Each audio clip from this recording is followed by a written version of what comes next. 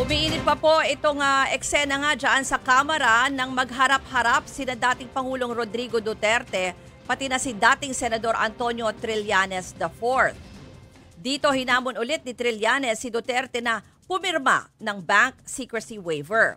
Kaugnay ito nang nadiskubre niyang bilyon-bilyong piso raw na deposito sa bank accounts ng pamilya Duterte. Halatang nanggigigil si Digong at gusto na atang saktan si Trillanes. Inambahan pa ng dating Pangulo na babatuhin ng mikropono ang dating senador.